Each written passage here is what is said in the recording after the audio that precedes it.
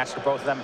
Ross was one of the few X12 and 3 players who still had to fight for top 8 here. Unable to draw in due to his tiebreakers. So he'll have to get by Joshua Taylor, and if Taylor is able to win, he'll be the only 12-3-1 who's going to get in there. So, excuse me, the 12-3-1 has to play for it, because we were unclear if that would work. But for Joshua Taylor, it can. Now here is Zergo Bell Striker, the 1-mana 2/2. And this is going to be one of those interesting situations where Ross, despite being a red aggro deck, I believe will play the control role in the matchup. Yeah, I think so too. Wild Slash will take care of Zergo. Now for Taylor, he's got a second Mountain. So trading will help here. Remember, Ross is down 2 cards, one because he's on a mulligan and one because he's on the play. But the high-impact cards he does have, things like Chandra Pyromaster, Soulfire Grandmaster, and Goblin Rabblemaster, should be more than good enough to make up that disadvantage. Abacaro Cape revealed a Fire Drinker Satyr. Now here is a Goblin Rabblemaster. Pressure will be on Joshua to have an answer to Rabblemaster. Rabblemaster is a very good card in the red mirrors. It's going to bring a token along with it. And then pass the turn back. Now, a card that Rabblemaster is not very good against, which was very popular this weekend, is Hangerback Walker. But if you didn't play against Hangerback Walker decks, Rabblemaster is probably pretty good, actually. Yeah, when you think about the way that these mono-red aura style decks are going, Titan Strengths, Hammer Hands, Coordinated Assaults, they are cutting removal. You know, there's no Lightning Strikes. He has 4 Wild Slashes, and those will be excellent at taking care of Rabblemaster. But otherwise, we're looking at Exquisite Firecraft, Stoke the Flames, really clunky answers to something like Rabblemaster. See if Taylor does have removal as well. He does in Wild Slash. Got to get that thing off the table. Will trigger prowess on the Abbot. Perfect answer for Rabblemaster. Yeah. Especially if Joshua can Wild Slash and follow up with a threat, that will be the best of both worlds for him. There's an attack for 3. And he'll just pass the turn back over to Chodan. All right, so despite the fact he had an efficient answer, it still cost him his entire turn. So in that regard, not much different than something like Exquisite Firecraft. Here's a Chandra. This is brutal. Yeah, this card is insane in red mirror. So he says 1 there and 1 to you. So not only does it get to kill a creature and stick around, but 5 loyalty is so much. This will get it's going to get 1 card already, and it'll probably take 2 more cards from Joshua's hand to just get Chandra off the table. She's at least a 3 for 1 if he's able to answer her at all. Yeah.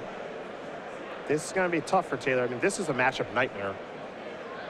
This is really, really bad news.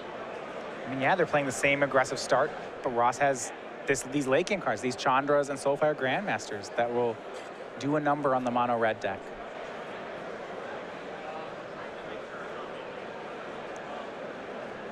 See how Taylor can try to work himself back into this one. Well, the danger is a lot of Taylor's cards, Titan Strength, Coordinated Assault, they are powerful, and Ross may have trouble trading with them, but they're only good when Joshua's ahead on the damage ratio. The issue here is that if Joshua starts putting Hammer Hands on his creatures, it's not necessarily true that Ross will win the race, that Joshua will win the race if Ross just ignores it and attacks. Yeah. Here is a Hammer Hand. It'll bring a token along with it. And using Hammer Hand here, I mean, there's not even a blocker to remove, but he's using it so that a Crone Crusader gets out of range of Chandra. It's not a pretty thing, but it's possible. Effective-ish. Yeah, Hammer Hand decent. It gets some extra damage here. We can't forget it gives the creature haste too. So there's actually a lot of text in this card. It enters the battlefield, target creature can't block. You give a creature +1/+1 to get it out of Chandra range, and your creature gets haste. So all positives there. Chandra down to 2. This might mean that Ross will have to plus the Chandra, but once again, you go back. If Ross has a kill spell for the Crusader, plus a Chandra to kill the token, I mean, we're just right back to where we were before, but Josh is down 2 cards. And I think Ross actually does have that kill spell. There's Wild Slash. Does he have a Titan Strength to save the Crusader? No, he does not. Chandra's going to tick up, take care of the token, deal damage to you, and now come across in the red zone with the Goblin token. And Pyromaster is just a pain for this red deck. Look at the work it's doing. I mean, all of these exchanges have favored Ross. Josh had like a nice-ish turn last turn, but nothing to write home about. Chandra's been running wild. Now here's Heel Master. Heel Cutter, excuse me. Yeah, and this might be something to punish Ross. I believe last turn he had the choice between Wild Slash and Chain to the Rocks to take care of the Crusader, and it might be because he chose Wild Slash. Now he doesn't have an instant to remove Heel Cutter, and he's going to lose his Planeswalker for it. There's a Fire Drink Crusader. That's the follow-up past the turn back. That card's not particularly good in red mirrors, but it's what Taylor's got to work with. And that's actually, let's go back here. If Ross has that white kill spell, that is a big coup for Josh to get that Pyre Master off the table. Yeah. Yeah, you see Chain of the Rocks in his hand. So some great sequencing by Joshua. Maybe a misassignment of some kill spells. Heel Cutter, from what I've been talking with players about mono red, has continued to overperform in the current meta, especially when looking at hanger-back walkers. The first one is very good. Now, the question is how many do you play in your deck? Because drawing multiple copies is not particularly good, but if you could always guarantee that you could draw one, I would always play one. But I don't ever want to have two of those things in my hand. Yeah. It is Red's best answer to the hanger-back walker. Yeah, it's very, very good against that. Siege Rhino, too. Just, big, annoying cards it's very, very good against. And heck, it's even good against, master removal spells, too. So it's got a lot of flexibility for Red. You just don't want to draw too many of them. Life total still pretty even here. Ross slightly ahead by 17-14. Passes back, though, not willing to play Chain to the Rocks on Fire Drink Crusader. Yeah, one thing it feels like Ross is doing right now is he's really overvaluing Chain to the Rocks. One thing that he has to keep in mind playing against mono red aggro, all the creatures kind of stink. Yeah, it's where Chain to the Rocks is great is not that it's a universal removal spell, though it is. What its power is that it's a 1-mana removal spell, so you just get to do it. The ability to play 2 spells in 1 turn. That's why, cards that make you pay life, like Ataxian Probe and things like that, getting to play multiple spells in a turn, that's where you want to be at when you're playing Magic. Chain of the Rocks allows you to do that. You have to pay a cost, of course, of having a mountain, but... Yeah, and I'm not sure what he's saving it for. It's not... I don't think Josh was ever going to just cast this Heel Cutter. Here's a Magma Jet to take care of the Fire Drink Crusader. Wow, still not going after the Heel Cutter. A little surprising. But the Scry 2 is going to be excellent for Ross. Absolutely. But there's some danger, right? If he scries into, say, another Chandra, he'll have definitely wished that he Magma Jetted the Heel Cutter. Little Scry 2 action here. Wild Slash among the two. Yep. If he just wants to trade, that card will do a great job here. And Wild Slash is always a nice card in the red mirror. Cheap, efficient, instant speed. So it's interesting. In the red mirror, you normally say Wild Slash is in normal matchups, Wild Slash is the bad removal, Chain to the Rocks is the good removal. In the red mirror, does that switch? I'd rather have Wild Slash than Chain of the Rocks. Well, they both kill anything, and one's an instant, right? Yeah. Heel Cutter will hit for 3. Joshua goes down to 12. He takes 2 off that damage being dealt to the Satyr. He'll just pass back. No attacks with the token. So that doesn't make sense. Joshua has a Heel Cutter. It's not like you can say, I'm going to block with this. The Heel Cutter doesn't let that happen. Very strange and quick no attack there by Ross. Perhaps if he wants to be able to play... I'll go on a limb here. If he has Stoke the Flames and Wild Slash, he'll need the token back if he wants to cast them both. Yep. That's the only thing that makes logical sense. Right.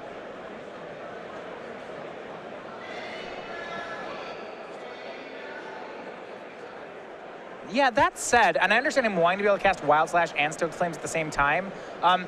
In a red mirror, okay, so not playing Stoke the Flames this turn and only playing Wild Slash is very inefficient for your mana, right? You'd end up losing 3 mana. Yep. So I understand wanting to use all your mana in a turn, but in a red mirror, oftentimes it's not about efficiency of mana, it's just about how much damage can I get in. So yeah, to deal 1 extra damage, am I wasting 3 mana?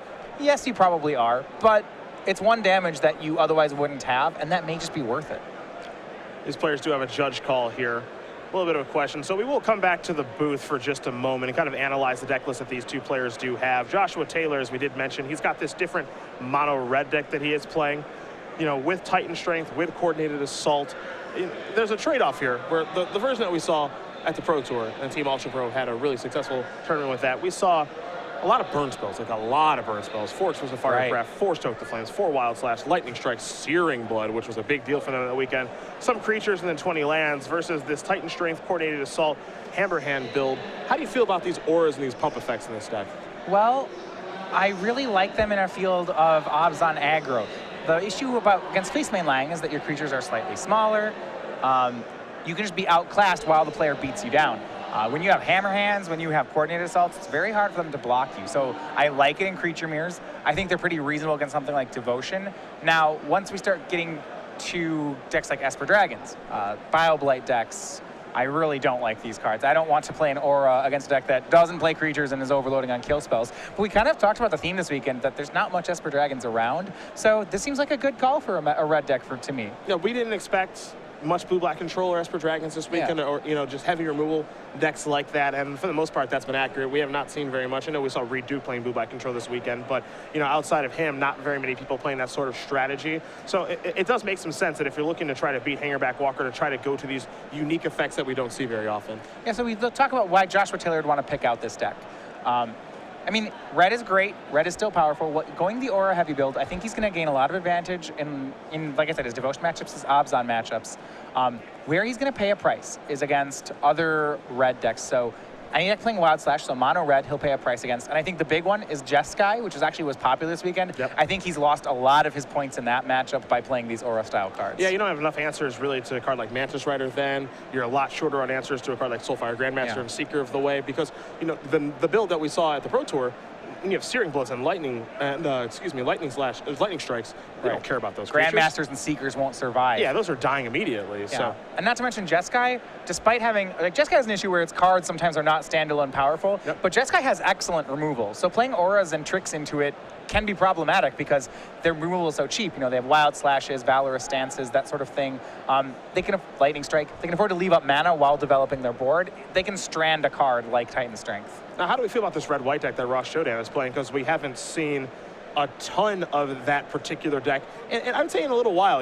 Red-white got really popular with Outpost Siege, but this isn't even exactly that build. This is a different deck. Right. So when you talk about red-white, I think of the Seeker of the Way, Brimaz, Outpost Siege, Rabblemaster style deck. This deck to me is pulling in too many different ways. Okay. So he's got Rabblemaster, Seeker, Soulfire, Chandra, Sarkhan. I'm on board. I like it. But then you put 4 Monastery Swift Spear in the deck. And I guess that's the card I really don't understand here. I'd much more want to see that alongside Hordling Outbursts, Dragon Fodders, anything like that. I think if I were to play this, I'd rather Ross go more mid-range. Maybe not play Swift Spears, play additional Seeker of the Ways. Maybe play some quality 3-drops. Fair enough. Well, the judge call has been resolved, so we head back down to the match. Play will resume. You see the live totals here. Ross Chodan at 14, Joshua Taylor at 12. And we know that Taylor has a copy of Goblin Heel Cutter. Yeah, I think to that effect, if you're not going to play cards like Brimaz, my question would be, why are we not just going full Jeskai with this deck? Sure. Why are we just 2 colors? Yeah. Sure. There's a Heel Cutter. We know about this. Bringing you back on the game, last turn, Ross used Magma Jet to scry a Wild Slash to the top of his deck. So he's going to use that now. The follow-up is Necron Crusader. And now we're in that top deck war that oftentimes happens in red mirrors. Suddenly cards like Goblin Rabblemaster become really important. Ross has a lot more good draws here. His removal are things like Magma Jets that scry him. He has Temples. He has better finishers. He's a heavy favorite in a top deck war, but he can lose it. Looks like he's going to finally pull the trigger on this Chain to the Rocks. Yeah, and after all the maneuvering we did and all the things they didn't want to cast Chain to the Rocks on, eventually, and I think this is what you were alluding to, is that when you said Red's creatures are all kind of small. I mean, we saved a Chain to the Rocks, and eventually we got an Necron Crusader for it. That's not really better than anything we passed on. No, and that he probably took some unnecessary damage along the way. Again, when you're playing against mono red, the creatures, for the most part, are pretty bad. So, but that said, Ross is ahead. He hits for 1. We go back to Joshua. His hand is a 6th Mountain and a Stoke the Flames. Chodan will draw. Remember, he kept this card on top of his deck. Now he's tapping 5 mana very quickly, so I think we know what this is. Yeah, Sarkhan the Dragon Speaker. This is a 3-of in his deck. This is a card that there are very few answers to in Joshua's deck. He has 4 damage and Stoke the Flames, but that's not enough to deal with Sarkhan. Ross can hang on to priority and plus it.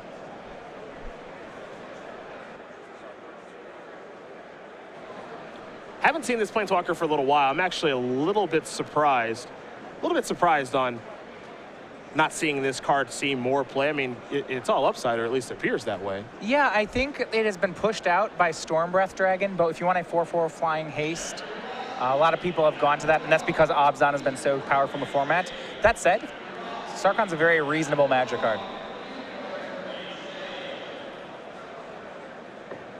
So we're going to take a look at Sarkhan. You see the first ability. In Zone to turn, Sarkhan the Dragon Speaker becomes a legendary 4/4 red dragon creature with flying, indestructible, and haste. And he doesn't lose loyalty while he's not a planeswalker. So the timing of this Stoke the Flames I do not believe is particularly good, because he can't lose loyalty while he's not a planeswalker. So he's currently not a planeswalker, he's a creature. Yeah, it actually says on the card there, he does not, yeah, and this is a complicated interaction. Yeah. Because it doesn't say on the plus ability he is still a planeswalker. So this Stoke, I do not believe can be redirected to Sarkhan. And if you target Sarkhan, that means you're targeting the creature. correct. If you want to attack shoot a burn spell at a planeswalker, there's two ways you can announce it. You can either say, I will burn your planeswalker, or you can say, I will target you and redirect to your planeswalker. Now, you can target Sarkhan, that's legal. It's just you're targeting an indestructible creature with a burn spell. Yep. You can also target Ross with it. But then when you say I redirect it, well, that doesn't work because Ross doesn't have a planeswalker. Correct, he has a creature. Right. So this isn't going to work for Joshua either way. Now, an expensive lesson, sure. I don't know if this is a game that Joshua has much of a chance of winning anyway. Sure. So, It's definitely an expensive lesson. yeah. You're right about that. I don't think he cost himself a game with this. I don't think he did either. I think he's in a really bad spot as it stands. That Stoke the Flames doesn't line up very well against Sarkhan anyway. Now, maybe if he drew another burn spell, he'd be able to use that plus the Stoke to kill the Sarkhan on his own turn. But again, he's still not in a great spot. Getting an explanation from the table judge here. And this is a pretty complicated interaction. Not many cards actually work this way. Especially when we don't see Sarkhan very much, and we don't. Exactly. So it looks like Josh will take the hit for 5, down to 6. Even if you put another Stoke the Flames in his hand, he is probably dead. Yeah, he's not in a great spot, no matter how you slice it. Looks like the ruling was that Stoke the Flames targeted Sarkhan the creature. Yep. So the indestructible creature had 4 damage on it. Up to 6, and into the red zone we go. Put him to 1. Looks like Ross drew Stoke the Flames, and that'll seal it up. Ross Chodan's going to win game number 1 here over Joshua Taylor. Red-white aggro is up a game over mono-red aggro. It's going to be a pretty hard match, I think, for Josh Taylor to win, given the construction of his deck. But we will take a look at the sideboard. And what you're going to find here are 2 Smash Smithereens, 4 Eidolon of the Great Revel, 3 Searing Blaze, and then 2 copies of Magma Spray. And then 4 copies of Roast. So, excuse me, yeah, Searing Blood, not Searing Blaze. My apologies there. But is there anything that we do like here for his sideboard? All right, so let's assume that Joshua's going to sideboard against the deck that he thinks Ross is playing as opposed to the deck that Ross is actually playing. I don't think the 12-creature Monastery Swiftspear deck is something that Josh was expecting. So based on that, I would believe that Joshua will go, first of all, toward Eidolon of the Great Revel. Seems pretty reasonable here. Also, 3 Searing Bloods seem pretty good against Ross's creatures. Now, you'd expect Seekers and Soulfire Grandmasters. So I would think he'd use all 7 of those here. Well, he does have Seekers, he does have Soulfire Grandmasters, and he saw Rebel Master. Josh hasn't the legal deck list. What do we... Okay. On the other side of things here, for Ross Chodan, he can actually go real big. 3 Elspeths, 3 Valor Stance, 2 Unhostilities, 3 Anger of the Gods, 2 Erase, 2 Deflecting Palms. So when I look at Ross' list, I just keep thinking, I don't think Ross wanted to lose to Mono Red this weekend. Not only does he have a deck that's really well set up for the mirror, but 3 Anger of the Gods should be exceptional here, and 2 Deflecting Palms in his sideboard. You don't see that card much, but it's going to be excellent against anyone who's trying to point a burn spell at your face. Yeah, this deck, I think you really just put it best. He does not want to lose to Mono Red. Yeah, he has a deck with a great game 1, that then he put 2 cards on the sideboard that are only good in this matchup. Yeah, that is really telling. I mean, he can go all the way up to Elspeth if he wants to. I don't think it's necessary, but you know, he's got a lot of really good options here. Anger of the Gods, Deflecting Palm to really slow Taylor down, and there's not a lot Taylor can do about it. One thing about Mono Red, it doesn't really generate very much card advantage outside of Abbott. Yeah, I do think I actually like some of the Elspeths in that I would prefer it to Sarkhan as the Planeswalker I want to win the game with. Okay. But I don't know if he needs to do that. Like, yeah, it's a home run plan where sometimes when you prepare for a tournament, Traditionally, people will sideboard toward their weaker matchups. Say, okay, where do I need extra cards to make my matchups acceptable? Now, another way to approach it is to say, okay, can I hit a home run? Can I take my good matchup and then just lights out them in the sideboard? How many spots would it take? And yeah, this plan looks something like that. For Joshua Taylor, he could not have hit this matchup at a worse time. Yeah, no kidding. Winning 2 sideboard games against the deck that Ross is going to present will be tough. Well, as these players shuffle up and get ready here for game number 2, we will very quickly talk about the Star City Games YouTube page where you can watch the replay of this match along with other Open Series archives, the Versus Series on Star City Games, the premium Magic Online videos, and then specialty content on YouTube, including unboxings with Evan Irwin, Chris Van Meter, Brian Braun-Duin, and a bevy of other characters from Star City Games. YouTube.com/Star City Games video for more information. Most importantly, it is free to subscribe. Be one of over 60,000 that subscribe to YouTube.com/Star City Games video. Time to get ready here for game number 2 between Chodan and Taylor. And again, I'm with you. I think that Chodan is a heavy favorite here. Now, stranger things have happened. Mono Red can beat anyone and anything with the right draw. But I think on average, Ross is pretty heavily favored here. And we'll see if it plays out that way. Absolutely. Josh going to take a mulligan, it looks like, very, very quickly. Yeah, remember that last game, Ross was on the play. He mulliganed, so he was already down 2 cards. He, I think, had a misstep that gave away a Chandra. Yep. And still was never in danger of losing. No, at any point, not at any point did I think he was going to lose that game. So not at all. Now we go the other way, where Joshua is down 2 cards. And what sort of perfect storm is going to have to happen for Joshua to get this? Probably 4 lands, all spells. Maybe 3 lands, all spells. If I'm being honest. I think what he has to hope for is that Joshua has a reasonable draw and that Ross has kept some sort of high risk, high reward hand. Yeah. Say, for example, a double Soulfire Grandmaster 1 land. Something I'd keep against mono red. It's so good. And then just doesn't hit the second land. Yeah, potentially. I mean, I really do think that that's what it's going to take for Taylor's, is something very beneficial to go his way. Let's put it that way. Because 60 cards to 60 cards, no thank you. Yeah, it's tough. As long as Ross's hand is a good mix of lands and spells, he should be able to carry the game. But that's why you don't play matches on paper.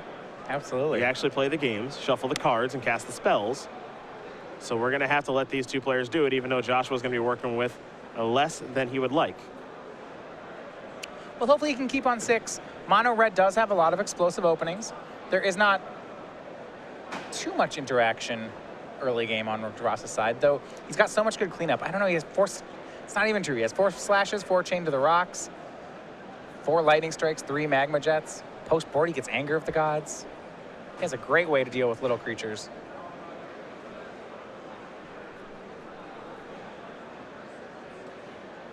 And Joshua not happy with his 6. Might have to keep it anyway. Don't know if you can go to 5 in this matchup. Ross is already able to make 2-for-1s pretty easily with Anger of the Gods, Chandra. I mean, it's more the perfect storm situation, right? If your game plan already focuses around Ross having a bad hand of some sort, then you need to keep something that punishes it. If your hand is slow and doesn't have any sort of pressure, then what do you beat? Yeah. So, sure, if you don't beat a bad draw from Ross, you're just going to have to ship it and try to find a hand that does.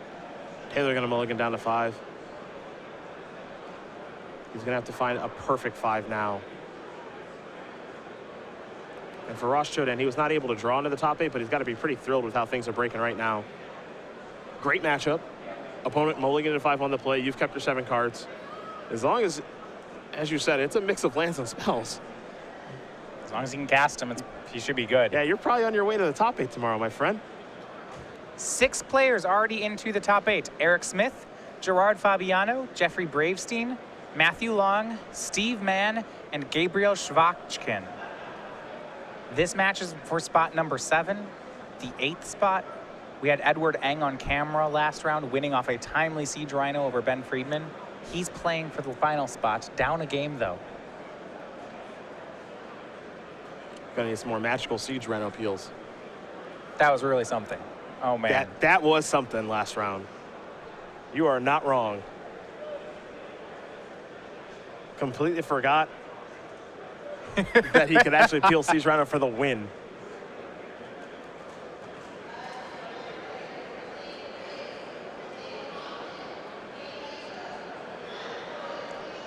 Taylor's going to keep his 5. Let's start off with a Swift Spear. And that's what I like actually in this draw. Okay, maybe his hand has nothing else good in it, but land Swift Spear at least means that if Ross has nothing, Josh gets to win. Now the downside is, like I said, lands plus spells, Josh was just going to die to. Yep. So Wild Slash took care of the first creature. Maybe Josh has a second one. Well, there's the second one. And now it puts, he's at least putting Ross to the test of, can you kill 2 things on curve? There's a Plains. And just past the turn back, Taylor will draw. All right, so the second one stuck, at least for now. You know, Ross didn't just magma jet it or something. Here's Abbot of Carol Keep, Trigger, Titan Strength. Does he have the land in hand? He Yep. does. The thing is, if you're Josh, your hand is Just go forced. for it. You just have to cast it, right? You're on a mulligan of 5. Oh, I you mean- need the scry, too. I mean, it's not, you don't get it next turn. Yeah. Let's do it. And if this works, so it's 1, adds up to 4, 5 off prowess. Yeah. Sure, here's some damage. Let's scry. You have basically no choice. This was the perfect 5-card hand for Josh. It's actually pretty close. You got to draw a card off your Abbot. Yep. The card was useful. You get the scry, get to deal more damage, pass the turn back. Yeah, you had 2 Swift Spears. You are making Ross have something. You're making him earn it. Ross has double Plains, and his red Source of Mana deals some damage. Now here's a Rabble Master. My first thought was, oh gosh, if this is, okay, it doesn't have double red, so at least it's not Anger of the Gods. Yeah, But I mean, if it's Anger of the Gods, it's lights out. yeah, the game's over. There's a lot of things that make the game over. Yep. Goblin Token in. Rabble Master hanging back, of course. Pass the turn back. He's got Ross at 11. And this might be one of those situations where Josh was on the plan of racing Goblin Rabble Master, which, yeah, I know, that's not, but it's a plan. It could work. Well, hey, having a plan is more important than not having a plan. Now, Taylor's last card before he drew was a Stoke the Flames.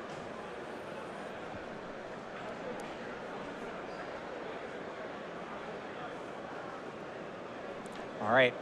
Yeah, so first of all, you know, if his plan is to sit back and let both players play some spells, play out their hand, I mean, that one's not going to work. So 11 to go, 9 down.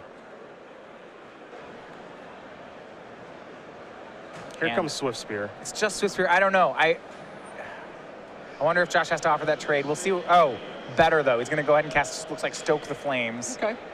And this was, okay, this was great. He attacked with only Swift Spear. It looks like Ross said no blocks, and Josh said, okay, stoke your face. Not through your Rabble Master. I love it. Forget the Rabble Master, man. We're racing Rabble Master. That's 6 more damage. Ross is at 5. There's a chance. Yeah.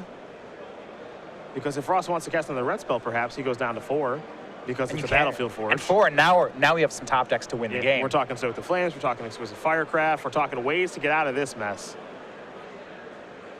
Wow, well played, Joshua Taylor. If he pulls this one out. He's giving himself the best chance to win. That's all you can do.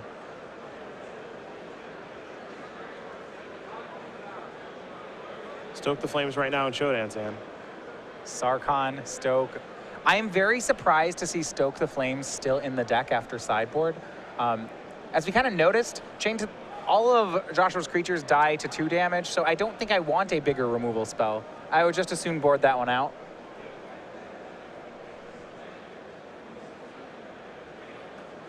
Time to Stoke.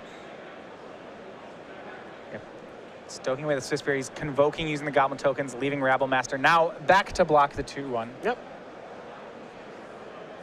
Cleverly using his Goblin tokens as red mana and not using the Battlefield Forge. That seems very important here. But can Joshua burn his way to victory? I don't know if any more creatures are dealing damage. Abbott will attack. Joshua trades it for the Rabble Master, and then Exquisite Firecrafts at Ross. So he played the attack saying, okay, well, if Ross doesn't block, I win. He blocks. All right, I'll put him to 1. Let's see if I can top deck the victory. Ross Chodan down to 1. There's a lot of turns here for Joshua to top deck the burn spells, and Ross not gonna attack. He's gonna hold back blockers. Okay. There's our Crone Crusader. Go. Oh gosh, that's not gonna get to live. Here's Stoke the Flames at the 1/1. Yep. That's why Ross held back the goblins. Okay, at least there's a red source that We can use. yeah, that he can use. Top card goes to the bottom from Temple of Triumph. Does he have another Stoke? He's holding back both goblins. I understand holding back one in case of Monastery Swift Spear. Where's But the Wild Slash to the face. All right. We're on to 3. Let's Joshua play a third Taylor. one. Unbelievable. Win that game on a mulligan to 5. Joshua Taylor in this matchup wins on a mulligan to 5. And now we're getting ready for a third game. Okay. Joshua Taylor pulls it even here. That was a mult to 5 on the play against a terrible matchup. You gotta give it to Joshua Taylor. He's giving himself the best chance he can to win. Yeah, again, that's really all you can hope for in this situation is just, I gotta hope for the best. I don't really have much of a choice. Especially in that game when you mulligan to 5. And you know what? Given the way that game played out, you know, I think a lot of people would have kept a 6-card hand thinking I can't mulligan to 5 and possibly win. But you can just get a perfect 5-card hand. You have to look at it a different way. It's not, I can't afford to mulligan to 5. It's if this 6-card hand can't win, then it can't win. And you just have to keep going. Yeah. I mean, no one wants to mulligan to 5, but you got to do what you got to do, right? And 2 Swift Spears Abbott. That's pretty great 5. For Ross's side, he may re-sideboard. There are some things in there that seem, you know, I'm still not sure that those Stoke the Flames certainly didn't help him out there. They gave him, I suppose there are things he could cast when he was short on red. Yeah, but I mean, they didn't. But how much did they really help? You know, that's the question. Yeah, they parried. It let him play a few more turns, but I'm not convinced it actually helped him in that particular game. And Joshua's draw seized advantage on the awkwardnesses in Ross's hand. The awkwardness was that Ross had 1 red source and it was Battlefield Forge. Yep. Well, these players will shuffle up here for game number 3. Ross Chodan will be on the play. We'll very quickly talk about the Summer Creature Collection here with Star City Games. Playmat sleeves and bundles of the Piglet, the Monkey, the Kraken, and the Deathrite Salmon. StarCityGames.com/Creature Collection for more information about the Playmats, sleeves, and bundles for our 2015 Summer Collection. Available online and at the dealer booth at any of our Star City Opens. Yeah. Now we get ready for game 3. It'll be our last game of coverage today.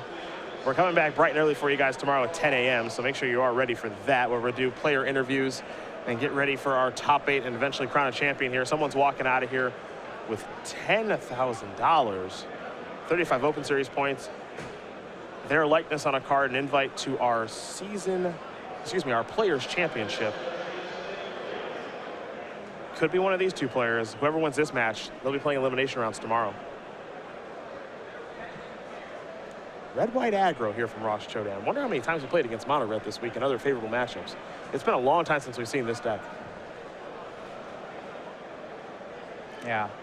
And that deck was a stone cold killer when it was good, you know, like 2 standards ago. Yeah, when it was good in the meta, it was great. It was around the time of Grand Prix, I believe it was Denver. You had a lot of players writing about it. Sam Pardee top 4ing a Grand Prix with it.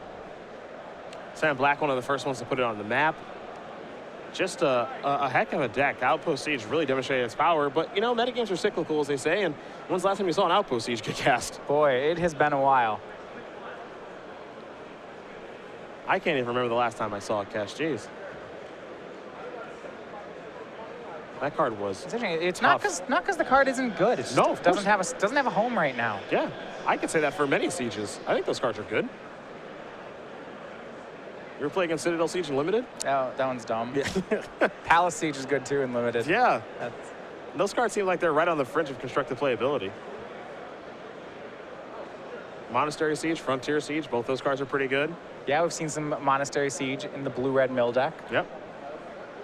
I'm hoping that deck resurfaces. We saw some of it at the Invitational here, walking through the tables. I think its Obzon aggro matchup leaves something to be desired. I can't imagine that one's too good. And it's Dramoka's command matchup. Not saying it can't beat Dramoka's command, but Dramoka's command with pressure, that's tough. Right. That's what Obzon aggro does best. Well, both these players are getting ready here for game number 3. Again, our last game of coverage here before we come back tomorrow for our elimination rounds and work ourselves towards a champion. Chodan will be on the play. Looks like he's going to keep pretty quickly. Maybe we'll get a 7-on-7. Both games, the person on the play has mulliganed and won. This time, though, full grips for each. Temple of Triumph is where Chodan's going to start. He will scry. Top card's going to stay on top. We head Taylor's way. I think that's the danger here from Joshua's side, is that if both players have good draws, Ross is a favorite. You know, Josh needs to capitalize on something that Ross's deck doesn't do well. You want to know how difficult this matchup is for Joshua Taylor? He's got to keep Fire Drinker Satyr in against a red deck. That got magma jetted. Chodan gets to scry twice. And Taylor goes down to 18 anyway. I mean, and it's funny because at this point you're saying, well, at least it wasn't a Soulfire Grandmaster. I guess. I mean, if that guy wasn't playing, this would be gaining too, and it would just be even more miserable. Yeah. Boy, I'm not feeling good if I'm Josh about that start to this third game with top 8 on the line. No, I mean, if Ross's deck performs, you know, removal spell into removal spell into Chandra, there's little Josh can do against it. Yeah. Josh will just pass the turn back after playing a mountain. There's a mountain here for Chodan. Now here's a Goblin Rabble Master. We'll see if this will live. No. Find that to be rather unlikely against a red deck with open mana. There's a Searing Blood. Chodan will take 3. He'll go down to 17. Taylor will draw. Yeah, good parry there by Joshua. Needs to make sure he answers those, especially when he doesn't have pressure. No creatures on Joshua's side. Well, that's one way to get around Wild Slashes. No creatures on Chodan's side either. He'll just play a mountain and pass the turn back. I mean, if both players are just on all spell hands, this is a much more fair fight than if Joshua's trying to win with creatures. If he just has, you know, say a group of 3 Stoke the Flames, as dorky as that sounds, that hand can win. Now we're just playing draw go. There's a Battlefield Forge. If they're playing, I mean, there's some danger, right? Ross at some point could okay, well, could play a Planeswalker, or he could just, if Josh wants to go on the burnout plan, so Josh end steps the Stoke the Flames and Ross will deflecting palm it back. Well, fair enough. You take 4, Josh. Well, that's going to make the burnout plan harder. Yeah. There's an Abbot, Trigger. What will it show us? Stoke. If he Flames. has a land, he can cast it. He does, and he's casting it. Another deflecting palm, perhaps? Yeah. We know there's more than one. Yeah. Chodan got to go down to 13. Not going to cast Wild Slash just yet. Hey, things are even right now. And there's another inconsistency that Josh can capitalize on. It's that Ross is flooding out here. Yeah, he's flooding out bad. Now, keep in mind, Ross has cards like Elspeth Sun's Champion that he could top deck and win with. Soulfire Grandmaster, too. Yeah, he has enough mana where if he has that and Joshua doesn't kill it, it's lights out. There's a Plains, pass the turn back. Land 7. This is, I suspect Joshua has land 6 and 7 as well. It's a strange game. Yeah, but this game of let's try to draw burn spells at each other, this is a fair fight. Yeah. Chain of the Rocks, the draw. God, like I said, Josh can win this. It's horrible. I mean, goodness, neither of these decks are performing well at all, but it may be enough. Heel Cutter. Oh, spell.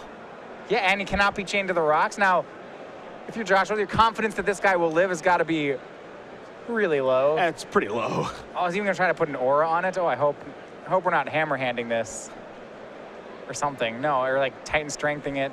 Yeah, he'll swing. 3-2. I suppose if Ross goes for a kill spell and it's Wild Slash, Titan Strength could be used here. Titan Strength's good then. All right, 3 damage gonna beat out. Chodan's down to 10. Josh is ahead, as unexpected as that is. That's a mountain. And Heel Cutter's coming back. All right, that's Taylor's entire turn. I think another Chain of the Rocks was just drawn. Yep. Land 8 for Chodan. I keep doing that dash Heel Cutter thing.